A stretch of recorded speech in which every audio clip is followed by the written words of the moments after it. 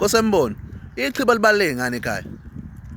Lokho abakubiza ngokuthi ikhishi. Ya Dlokovu. Hlomuka, Ehhe. ikhishi ngingacishe ngilifanise nendlela abantu abadala ngenhla. Ya.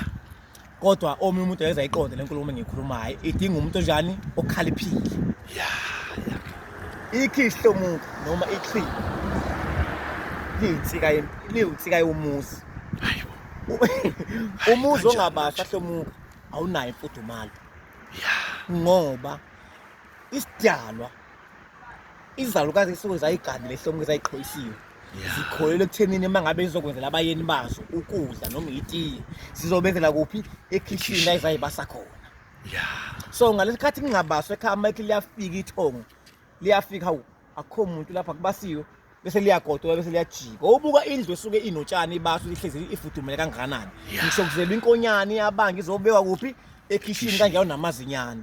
So yingakho ngilifanisa nendawo yakagogo noma indlu abantu abadala ngoba ukubasa hlomuka umlotha ekhaya umlotha nje kunezigabe ezidinga umlotha hlomuka kunokuthi othi ingane iyagula hlomuka inenkinga bese kutholakala ukuthi lengane ngoba igula nje akeyithola umlotha wasekhaya esangweni ngempela ime ngabe uthola hlomuka izoba njani izoba ngcono ithwane igcobe nawo kunomuntu hlomuka ohlala kubo njengamanje ofuna le ekhawuni nakomalume bakhe lo muntu umefika komalume engabi nawo amandla ukuthi bembike emsamo hlomuka kudingakala umlotha futhi wasesangweni oze kwathi awubhice emzimbeni before kube khona into azenzayo bese uyolokhuza lapha esibayeni enhla kwesibaya ngoba usumhlanza nani neyidala zala ekhaya.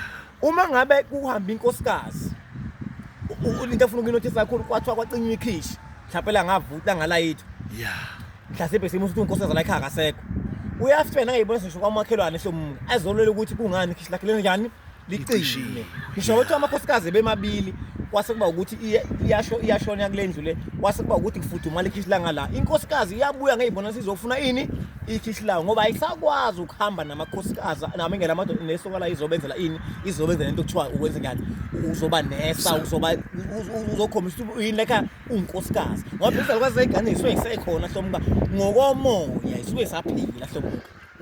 So ke uma ngabe kucinywa ikhishi ekhaya shuthi lo muzi uyabulawa ngoba ikhishi liyabasa linomule umule ubalekile kakhulu umule wezinto eziningi kakhulu umlotha wezinto eziningi kakhulu hlomuka uma kuthiwa khumelana nomlotha uma kunabantu hlomuka la ekhaya bafike bangcwaba bomndeni bahamba mhlawumbe ukuthi abawonkandla bakomaphumulo bangawathela amanzi mhlase kunomsebenzi sekudliwa hlomuka bafike beyihlwendlini ekhishini befike bethwani bekhombiswe phansi kanje belokhuza umuntu kanje emlotheni bekhothe ngoba abahlambanga lo amlotha bona esangweni. So kuthiwa ukuze ningadli ini idla kubi hambani nokhotha umlotha mase nokhotha izobe senjani sobe seku right ngoba nendla nabantu abanjani abakwazi bona ukuthi ngale nkathi kushoniwe benza njani bathela amanzi umlotha ukuphila kanti uyabona into engibalazo kumlotha umlotha ukuphila hlomuka ekhaya umuzi ongabaswa umuzi ongenawo umlotha ugcina usuqala ususokola mawukuthi inkosikazi yalowo muzi amakhosikazi yalowo muzi ayivele kuwazi ukubaswa ngaphandle noma ukuthi uvele umuzi ubungathi kodwa nje